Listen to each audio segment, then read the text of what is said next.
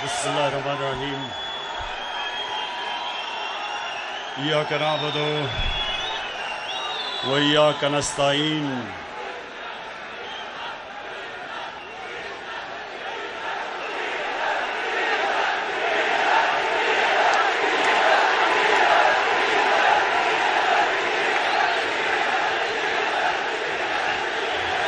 जी शुक्रिया, शुक्रिया आपके जुनून का, शुक्रिया जज्बे का, शुक्रिया आपका, बहुत बहुत शुक्रिया।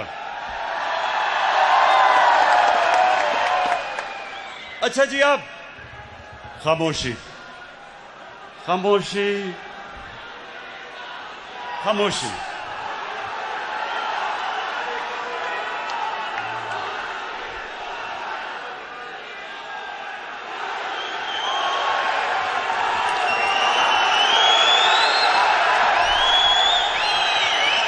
ये भी सब बातें आपके सामने रखनी हैं, इसलिए खामोशी से आपने मेरी बात सुननी है। सबसे पहले मैं अपनी टाइगर फोर्स को खुशामदीद कहता हूं।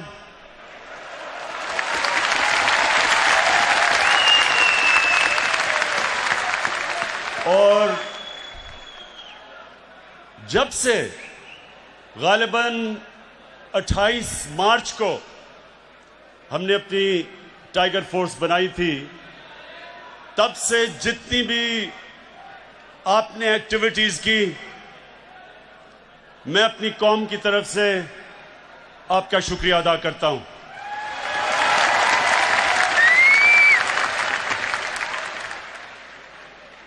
अब मेरे टाइगर्स, जितनी आप खामोशी करेंगे, जितना खामोश होंगे, आप आज मेरी बातें एंजॉय करेंगे।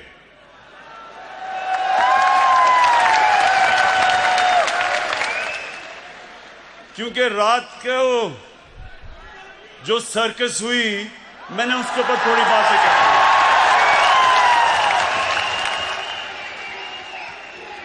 नहीं, अभी नहीं, ओहो, अभी नहीं।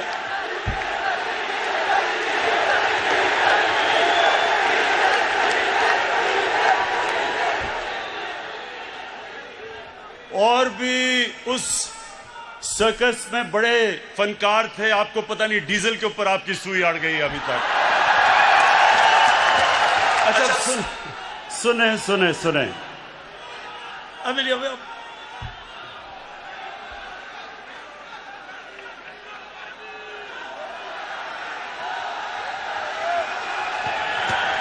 जब तक खामोशी नहीं होगी मैं नहीं बात करूंगा।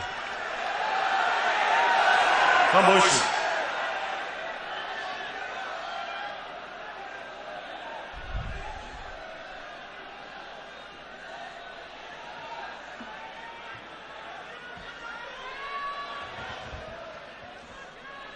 अच्छा टाइगर, सबसे पहले ये बड़ा जरूरी है आपको कि अपना मुकाम समझना और अपना काम समझना। जो वॉलंटियर फोर्स होती है, जो शहरियों की होती है, इसका एक बहुत बड़ा मुकाम एक माशरे में होता है। क्योंकि आपका सबसे बड़ा जो आपका काम होता है वो कि आपने शहरियों की जरूरियात, उनके हकूक, उसकी हिफाजत करनी होती है। ये डेमोक्रेसी के अंदर एक बहुत बड़ा रोल होता है। टाइगर्स, आपका बहुत बड़ा रोल है, ये गौर से सुने मेरी बात। जब एक माशरे में मुश्किलात आती हैं तो जिंदा माशरा जो होता है, उसके शहरी खुद हुकूमत के साथ मदद करने के लिए आ जाते हैं। और ये पाकिस्तान वो कौम है, जब मुश्किल वक्त आता है ये कौम खड़ी हो जाती है, अपने मुल्क के लिए खड़ी हो जाती है।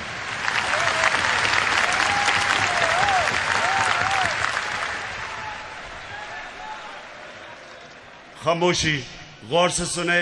आप ये जाया कर देंगे ये वक्त। हर वक्त मैं आपके सामने नहीं आ सकता, तो आराम से सुने। देखें, जब मैं कैंसर अस्पताल बनाने निकला तो मुझे बड़ा मुश्किल, इतना ज्यादा पैसा इकट्ठा करना था, बहुत मुश्किल थी। तो उस वक्त मुझे किसी ने कहा कि पब्लिक की मदद मांगो, स्कूल के बच्चों की मदद मांगो, कॉलेज स्टूडेंट्स की मदद मांगो। और ये जो मोजा हुआ उसके बाद किसी मुल्क में ये मिसाल नहीं है कि एक स्पेशलाइज्ड कैंसर हॉस्पिटल एक मुल्क में बने और कौम मिलके पैसा इकट्ठा करके वो हॉस्पिटल खड़ा कर दे। इतना बड़ा हॉस्पिटल। और वो आप जैसे, तब भी मैं उनको टाइगर्स कहता था, आप जैसे टाइगर्स उन्होंने मिलके वो अस्पताल बनाया। उसके बाद उसको चलाने के लिए भी मुझे वॉलंटियर्स की जरूरत पड़ी। सारी दुनिया में लोग सामने आए और आज एक दुनिया का वाहिद, ये आपको पाकिस्तानी फख्र होना चाहिए कि दुनिया का वाहिद कैंसर हॉस्पिटल है जिधर 75% कैंसर के मरीजों का मुफ्त इलाज होता है। दुनिया में इसकी कोई मिसाल नहीं है। और वो हमारे लोगों की, कौम की वजह से, बड़े दिल के लोग हैं। जब ये एक तरफ इनको एहसास हो जाए कि मुल्क को इनकी जरूरत है, ये कौम खड़ी हो जाती है। तो आपकी जरूरत अब किधर है? जरूरत तो अब आपकी पड़ती रहेगी। जब भी हमें खास तौर पे ये जो हमने शजरकारी करनी है अपने मुल्क में, क्योंकि हमारे मुल्क एक दुनिया में वो मुल्क है जो 10 मुल्कों में से सबसे ज्यादा मुतासिर है क्लाइमेट चेंज की वजह से। और ये जो भी मैं आपसे बात करूंगा गंदम की, ये 2 साल हमारे मुल्क में गंदम कम हुई इसलिए कि गलत टाइम पे बारिशें हो गई क्लाइमेट चेंज की वजह से। तो ये बड़ा जरूरी है आपका समझना कि आगे जब तक कौम नहीं मिलके ये शजरकारी करेगी और हमने 10 अरब दरख्त लगाने हैं अगले 3 सालों में, ये कोई गवर्नमेंट नहीं कर सकती। पख्तूनख्वा के अंदर हमने पिछले 5 साल 2013 से 18 तक 1 अरब दरख्त उगाए, और वो कैसे कि कौम ने मिलकर उगाए। तो अब इंशाअल्लाह इस सारे मुल्क के अंदर हमने सिर्फ दरख्त भी नहीं उगाने, अगला हमने अपना पानी को साफ करना है, दरिया साफ करने हैं। जो गंदगी हम अपने दरियाओं में फेंक रहे हैं, लोगों को नीचे जैसे जैसे दरिया जाता है पानी की बीमारियां बढ़ती जाती हैं। इसलिए अभी आपने बड़ा काम करना है। लेकिन अभी आज जो मैंने आपको खास तौर पर बुलाया वो ये कि देखें, आपका देखें वहां थोड़ा डिसिप्लिन रखें क्योंकि आप सुन नहीं सकेंगे मेरी बात। इस वक्त हमारे मुल्क में महंगाई है। समझना है कि महंगाई की कई वजूहात है। जो हमारा रुपया गिरा, हमारा जब रुपया गिरा डॉलर के बनिस्बत, और वो क्यों गिरा? क्योंकि जब हमें हुकूमत मिली तो पाकिस्तान की तारीख का सबसे बड़ा ट्रेड डेफिसिट यानी खसारा था जो इंपोर्ट हम कर रहे थे और एक्सपोर्ट कर रहे थे। 60 अरब डॉलर की बाहर से चीजें ले रहे थे और सिर्फ 20 अरब डॉलर बाहर दुनिया को बेच रहे थे। 40 अरब डॉलर का खसारा था। जब ये खसारा होता है तो इसका डॉलर की कमी हो जाती है, डॉलर महंगा हो जाता है, रुपया नीचे आ जाता है। जब रुपया गिरता है तो जो भी चीजें आप बाहर से खरीदते हैं वो महंगी हो जाती हैं। तो जब वो चीजें महंगी हो जाती हैं, जिस तरह गैस, पेट्रोल, बिजली, ये सब चीजें महंगी हो जाती हैं। मैं जान के डीजल नहीं कह रहा, तो सब इसलिए तो जब ये चीजें भी महंगी हो जाती हैं और फिर जो खाने पीने की चीजें आप बाहर से खरीदते हैं, मसलन ये जो घी महंगा हो गया क्योंकि पाम ऑयल जो बाहर से लेते हैं वो महंगा हो गया। वैसे भी कोविड की वजह से महंगाई बाहर भी हो गई तो वो बाहर से जब चीज ली वो महंगी हो गई। दालें, हम दालें बाहर से लेते हैं, 60% दाल जो पाकिस्तान में होती है वो बाहर से इंपोर्ट करते हैं, वो महंगी हो गई। तो एक तो ये हो गई महंगी। दूसरी महंगाई जो अभी मैंने आपकी गंदम की बात की कि 2 साल बारिशें उस वक्त पे हो गई जब गंदम की कटाई होनी थी, उसकी वजह से गंदम कम हुई, खसारा हो गया। हमें चाहिए थी 27 लाख टन गंदम, हमारे मुल्क में खसारा हो गया। जब खसारा, क्योंकि बारिश की वजह से खसारा हुआ, उसका क्या नतीजा हुआ कि जब गंदम कम हुई तो उसकी कीमतें ऊपर जानी शुरू हो गई। पहले हमें पता देर चला, क्योंकि यहां जो सिस्टम बना हुआ है, जो जिससे हमें पता चलता है कि कितनी हर फसल कितनी हुई हर साल, वो सिस्टम खराब था, हमें देर करके पता चला। जब तक हमने बाहर से इंपोर्ट की, जो अब अल्लाह का करम है कि हमने सारी जितना भी खसारा था सब गंदम इंपोर्ट कर लिए, तो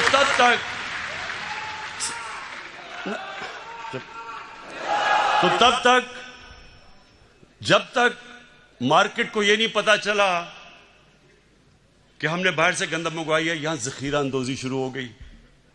और यह जखीरा अंदोजी एक इतनी बड़ी इस मुल्क की लानत है कि जब कायदे आजम भी उन्होंने तकरीर की, जब आज से 72 साल पहले, उन्होंने भी कहा कि यह कितनी बड़ी लानत है, होर्डिंग, जखीरा अंदोजी। इसके लिए मुझे आपकी जरूरत है। आपने सुन ले,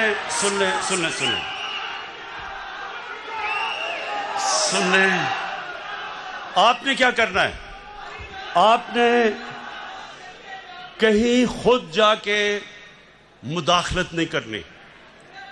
आपके पास इस वक्त आपके पास मोबाइल फोन है, आपने तस्वीर लेनी है और आपके पास आज जो पोर्टल अनाउंस किया है उसके ऊपर आपने तस्वीर डाल देनी है और जगह डाल देनी है। उसके बाद हमारा काम है, एडमिनिस्ट्रेशन का काम है एक्शन लेना। तो आपने ये चीज याद रखनी है कि आपके ऊपर अब ये जिम्मेदारी है जखीरा अंदोजी। और फिर दुकानों में आपने जाना है जिधर कीमतें नहीं लगाई हुई चीजों की। जब आपने देखा कि कीमतें नहीं लगी हुई, क्योंकि कानून है कि जो भी चीजें बिकती हैं उनका कीमत लगी होनी चाहिए, वो भी आपने तस्वीर लेके आपने हमें भेज देनी है। तो इससे ये जरूर होगा कि इससे आप एडमिनिस्ट्रेशन की मदद करेंगे। लेकिन मैं फिर से एक चीज दोहराता हूं, आपने खुद कहीं भी इंटरफेयर नहीं करना, क्योंकि होगा क्या, ऐसे लोग आ जाएंगे टाइगर्स बन के जो पैसा बनाना शुरू कर देंगे, वो दुकानदारों को ब्लैकमेल करके पैसा बनाएंगे। इसलिए आपने इंटरफेयर नहीं करना।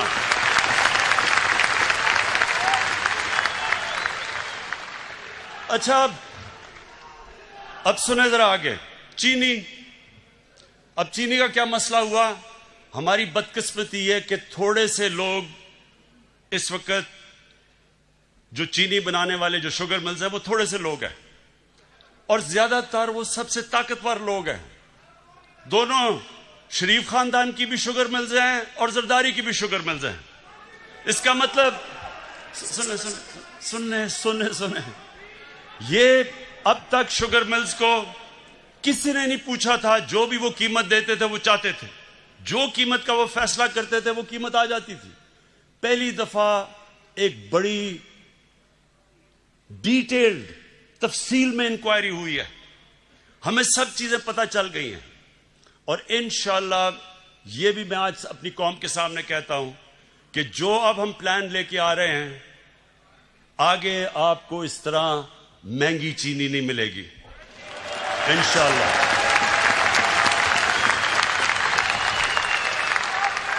अच्छा,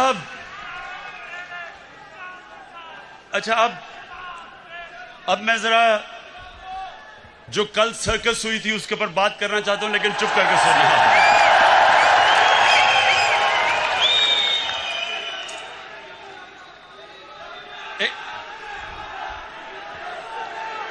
ऐसे बस नारे नहीं,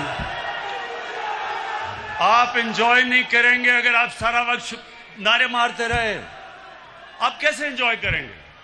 यकीन करें, आप ये जो मैं सर्कस के ऊपर बात करूंगा बड़ा एंजॉय करेंगे, ये मेरा वादा है आपसे।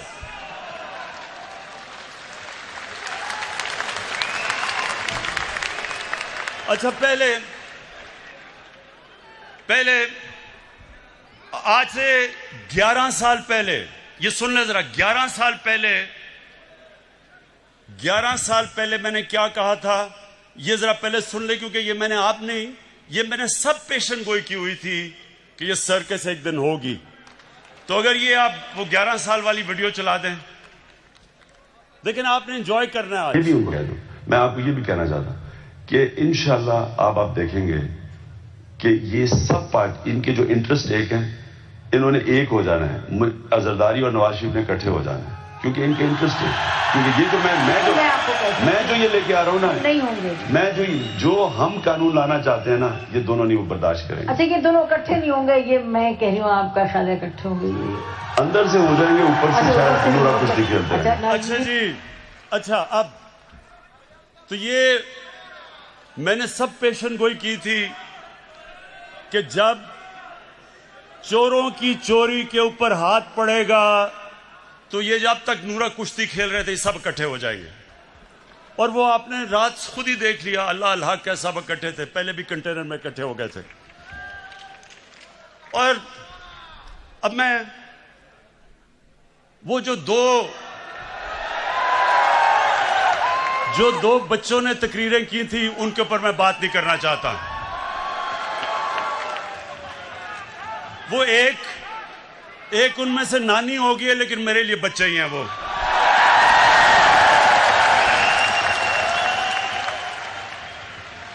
उसकी वजह है, सुने टाइगर्स, उसकी वजह है।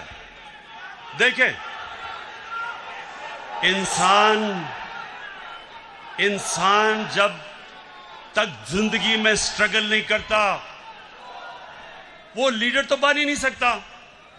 उन दो बच्चों ने आज तक जिंदगी में 1 घंटा हलाल का काम नहीं किया।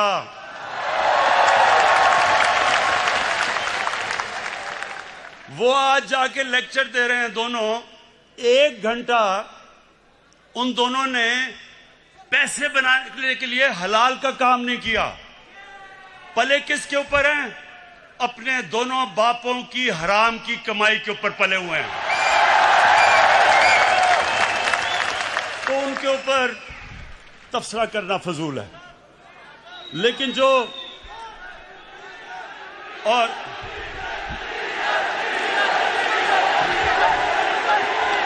देखें, जो आदमी 11 की टीम होती है, 12वें को 12th मैन कहते हैं, जो 12th मैन है उसके ऊपर मैं क्या बात करूं। अच्छा, अब मैं असल, ये बड़ा गौर से सुनना आप। अब मैंने जो असल बात करनी है वो जो लंदन में आज बैठ के जिसने जो कल गुफ्तगू की, मैं उसके ऊपर बात करना चाहता हूं। लेकिन उससे पहले फैसल, सुने उससे पहले आप जरा इसकी पहले शक्ल देखें। जब ये इंग्लैंड जाना था, जब और इंग्लैंड जाके इसकी शक्ल क्या बनी, जरा प्लीज दिखाएं।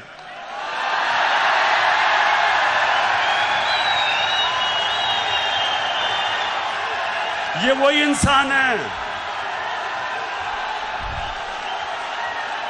ये जो शक्ल थी, ये जब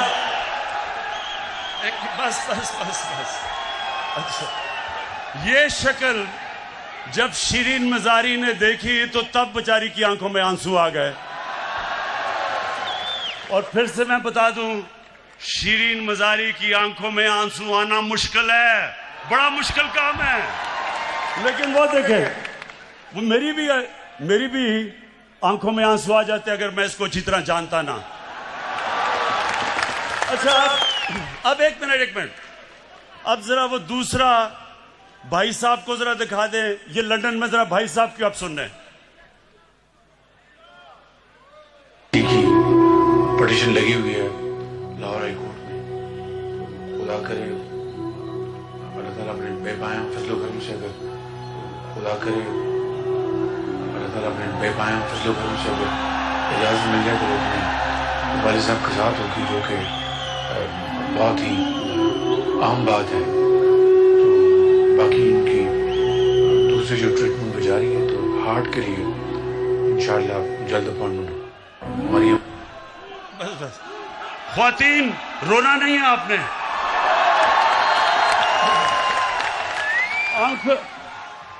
अपनी आंखों के आंसू पोंछ लें। ये बॉलीवुड भी ऐसी कोई एक्टिंग नहीं कर सकता जो अभी एक्टिंग किया है। अब सोचे सुने सुने सुने, अब सोचे कि हमारी कैबिनेट के सामने ये एक्टिंग जब हो रही थी, शीरीन मजारी रोना शुरू हो गई, तो हमने इसको वापस ही बाहर ही जाने देना था। लेकिन आज मैं सिर्फ ये कहना चाहता हूं, जो इसने जबान इस्तेमाल की पाकिस्तान के आर्मी चीफ के खिलाफ और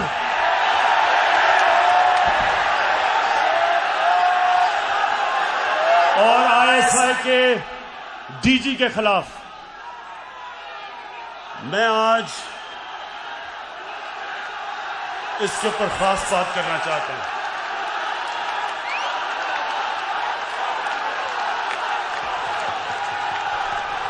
अच्छा खामोशी, सुने जरा मेरी बात, सुने सुने सुने मेरे टाइगर्स और पाकिस्तान के नौजवानों, सुनो गौर से। बर्रे सगीर की तारीख में कभी भी ऐसी हिंदुस्तान में हुकूमत नहीं आई जो मुसलमानों से और पाकिस्तान से इतनी नफरत करती है जितनी नरेंद्र मोदी की हुकूमत करती है। हमारे फौजियों के ऊपर मुसलसल हमले हो रहे हैं। हर रोज हमारे फौजी अपनी जान की कुर्बानियां दे रहे हैं। परसों 20 पाकिस्तान के सिक्योरिटी फोर्सेस के लोगों ने शहादत पाई, 20 लोगों ने।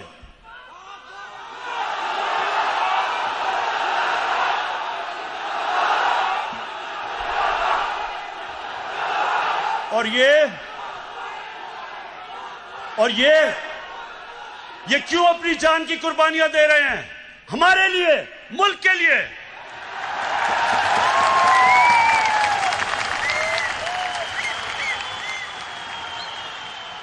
और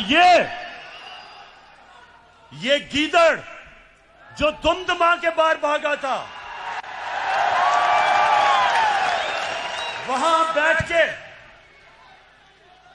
आर्मी चीफ के ऊपर जो उसने कल जुबान इस्तेमाल की और डीजी आईएसआई के ऊपर, सुने गौर से मेरी बात, मैं थोड़ा सीरियस आपसे बात करूंगा। ये वो नवाज शरीफ है जो आज फौज के ऊपर और फौज के सरबराह के ऊपर इस तरह की जो जुबान इस्तेमाल कर रहा है। आपको याद नहीं होगा क्योंकि आप तो तब पैदा भी नहीं हुए थे। ये जनरल जिलानी के घर के ऊपर सरिया बनाते हुए मिनिस्टर बना था।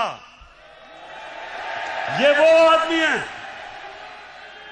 जो ज़ियाउल हक के जूते पॉलिश करते करते चीफ मिनिस्टर बना था। ये वो आदमी है जिसने जनरल दुरानी आईएसआई के जब चीफ थे, पीपल्स पार्टी के खिलाफ जब इलेक्शन हुई तो मिरान बैंक से इसने करोड़ों रुपया लिया था इलेक्शन लड़ने के लिए। डीजी आईएसआई की सुप्रीम कोर्ट को रिपोर्ट थी। लेकिन इस मुल्क की बदकिस्मती ये कि हमारे मुल्क की अदालतों ने इसकी मदद की हमेशा। ये वो आदमी है जिसने आसिफ जरदारी को 2 दफा जेल में रखा था। जनरल बाजवा ने नहीं डाला था और उसको कहता था पाकिस्तान का करप्ट तरीन आदमी है। वो जरदारी इसको ऊपर हुदायबा पेपर मिल्क का केस उसने इसके ऊपर बनाया था, जिधर अरबों रुपए इन्होंने करप्शन करके पैसा बाहर भेजा था, वो उसने नवाज शरीफ पे बनाया था, जनरल बाजवा ने नहीं बनाया था। ये वो नवाज शरीफ है। और जरदारी, चुप करके सुने, चुप करें जरा, सुने मेरी बात।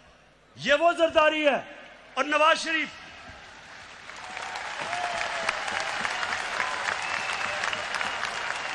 इसने इसके ऊपर, इन दोनों के ऊपर एक किताब निकली थी, उसका नाम था कैपिटलिज्म्स अकिलीज हील। रेमंड बेकर ने किताब लिखी थी। ये इनके पहले दौर के बाद, जब इन दोनों ने 2 दफा बारियां लेकर मुल्क को लूटा था, उसने किताब लिखी और उसके ऊपर पूरा चैप्टर दिया कैसे इन दोनों ने इस मुल्क से पैसा चोरी करके मुल्क से बाहर लेके गए। जनरल बाजवा ने नहीं लिखी थी, रेमंड बेकर ने लिखी थी। उसके बाद 3 और इनके ऊपर किताबें हैं जिनमें आप पढ़ें कि इन्होंने इस मुल्क से कैसी गद्दारी की। एक ओबामा's वॉर,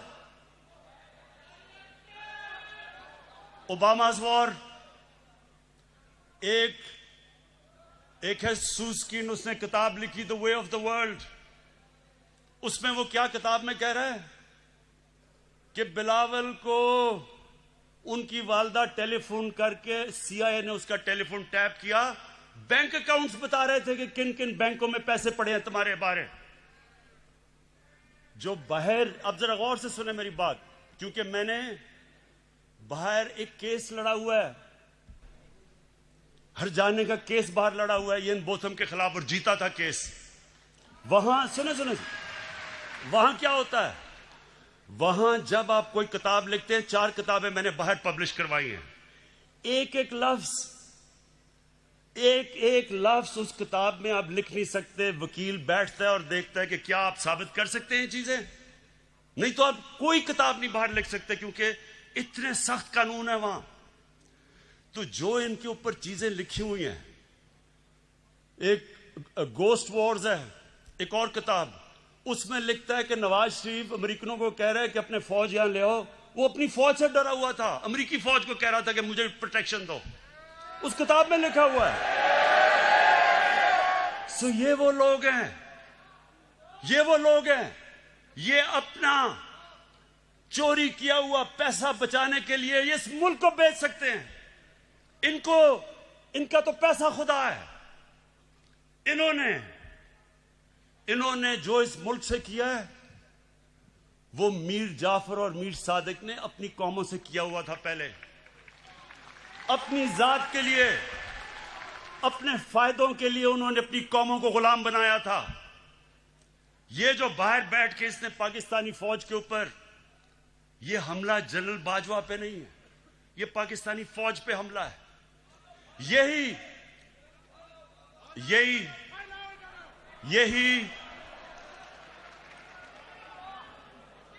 यही बात नरेंद्र मोदी कर रहा था। जब नरेंद्र मोदी ने बार बार स्टेटमेंट्स दी कि हमें नवाज शरीफ पसंद है, लेकिन हमें जो पाकिस्तान का आर्मी चीफ है वो दहशतगर्द है, वो बार बार ये कहता था और नवाज शरीफ चुप बैठा हुआ था। मुझे क्यों नहीं नरेंद्र मोदी कहता कि इमरान खान ठीक है लेकिन जनरल बाजवा गलत है? वो क्यों नहीं कहता? क्योंकि उसे पता है कि मैं हिंदुस्तान की असल दुनिया में नरेंद्र मोदी की शक्ल दिखाई है दुनिया में कि कितना बड़ा इंतहा पसंद है ये। सो ये जो आज इसको हिंदुस्तान अखबारों के अंदर जो तारीफें हो रही हैं नवाज शरीफ की, बड़ा जी जमहूरी आदमी है, ये फौज को कह रहा है कि अपना काम करो क्योंकि नवाज शरीफ जमहूरी है। क्या हिंदुस्तान को नहीं पता कि जब जनरल जिया ने इसको गोद में बैठा के मुंह में दूध की चूसनी लगाई थी इसके मुंह में, इसकी जमहूरियत?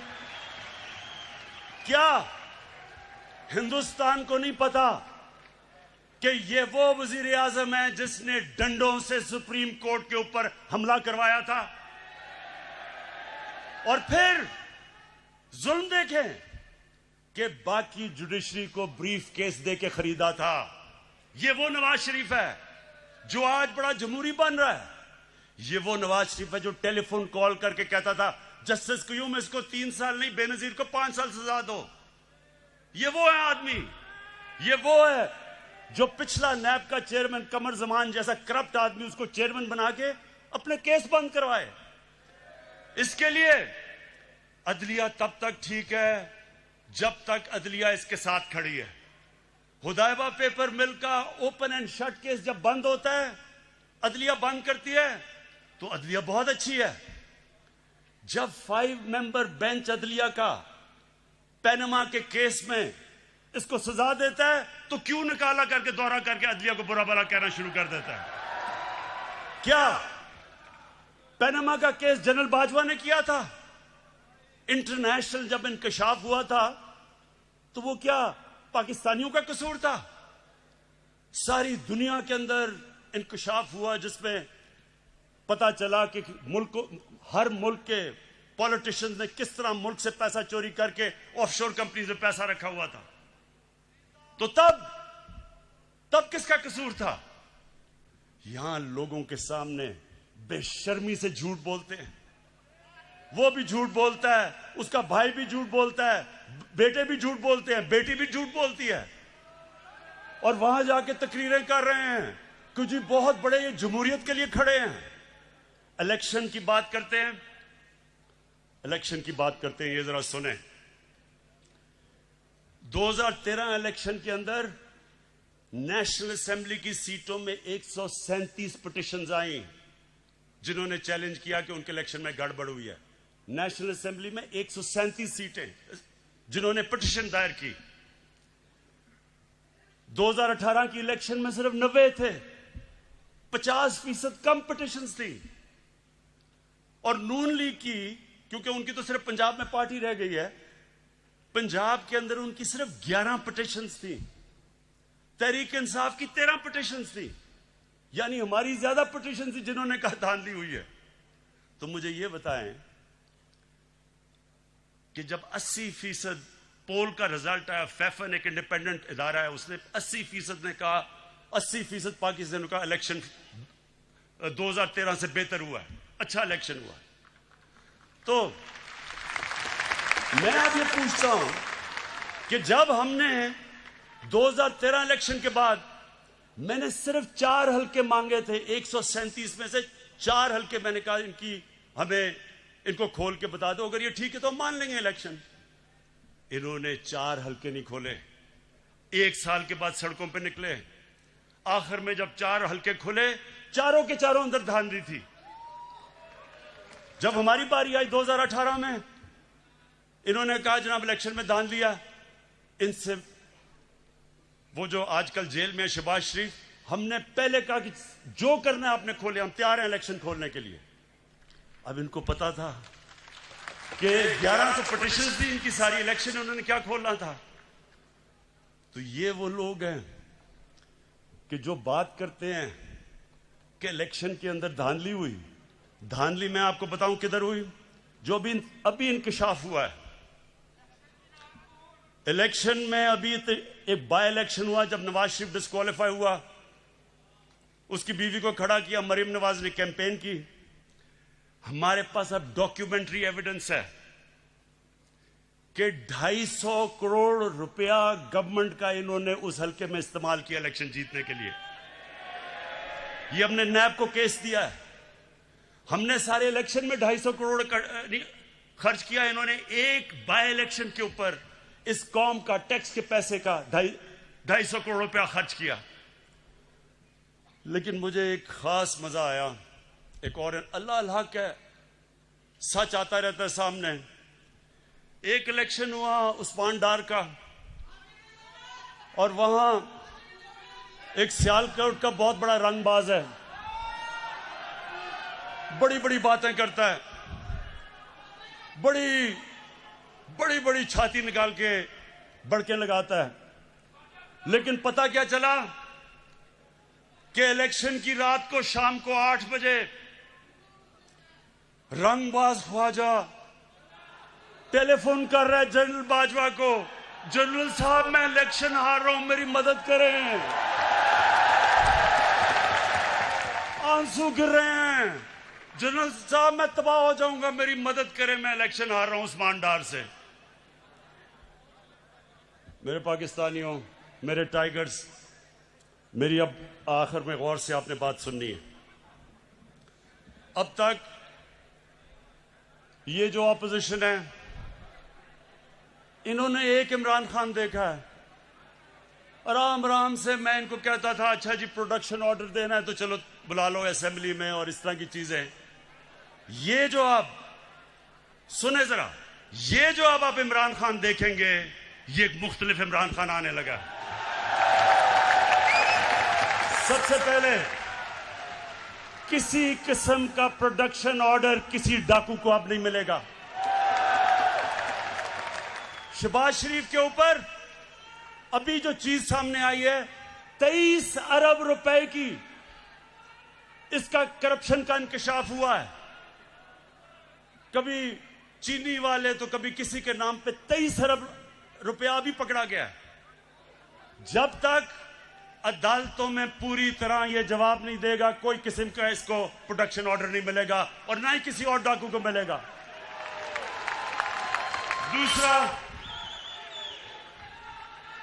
दूसरा ये जरा सुन लो। अब मैं अपनी पाकिस्तान की अदलिया को और हमारी नैब को एक पैगाम आज देना चाहता हूं। देखें, लोग तंग आ गए हैं, लोग इंसाफ की इंतजार कर रहे हैं, लोग चाहते हैं कि इन चोरों से पैसा मिलके वापस अवाम के पास आए। लोग, पाकिस्तानी कौम इंतजार कर रही है कि केस कब अदालत में कंप्लीट होंगे। मेरी रिक्वेस्ट है जनाब चीफ जस्टिस साहब, जो गवर्नमेंट से आपको लॉजिस्टिकल सपोर्ट चाहिए हम देने के लिए तैयार हैं।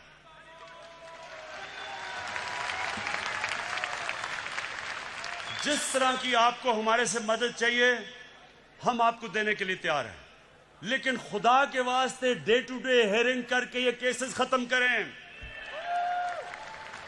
इनकी 30 साल से मुल्क को चोरी कर रहे हैं, इनकी अब से तो नहीं केसेस आए, लेकिन वो केसेस के फैसले ही नहीं होते।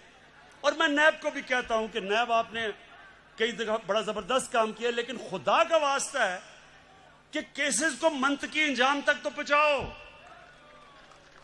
आप हमारे से जो मदद चाहते हैं हम देने के लिए तैयार हैं, लेकिन कौम इंतजार कर रही है कब इस कौम का लूटा हुआ पैसा वापस मिलेगा। गवर्नमेंट, ये मैं आज फिर आपके सामने अब रख रहा हूं कि जो नया इमरान खान, एक तो नया पाकिस्तान है, एक नया इमरान खान बन गया। कल किसकी तकरीर सुन के जो उसने जबान इस्तेमाल की है उस गीदड़ ने, मैं ये आज अब फिर कहता हूं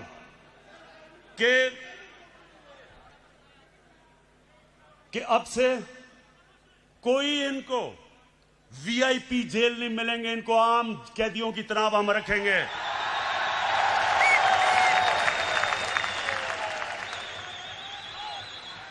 ये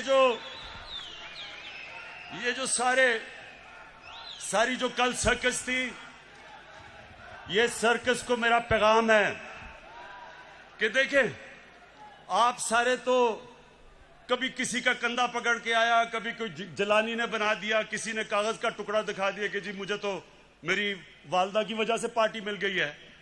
ये आपके सामने शख्स खड़ा है, इसने पहले तो 20 साल खेलों की ग्राउंडों में दुनिया की बेहतरीन लोगों से मुकाबला किया और उसके बाद 22 साल वाहिद पॉलिटिशियन हूं। 22 साल छोटी सी पार्टी से शुरू करके अवाम के पास जाके वाहिद पब्लिक मूवमेंट से पार्टी बनाई है। किसी का सहारा नहीं चाहिए।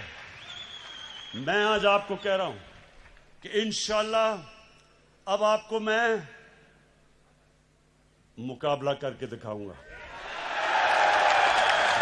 मैं सारी जो गवर्नमेंट के हमारे इदारे हैं, नैब हमारे आजाद है, अदालतें आजाद है, लेकिन मेरे नीचे जो अदारे हैं उनको मैं अब खुद तैयार करूंगा। इस मुल्क में वो लोग जिन्होंने चोरी करके मुल्क को लूट के पैसा बाहर लेके गए हैं, इंशाल्लाह एक एक को हम पकड़ेंगे।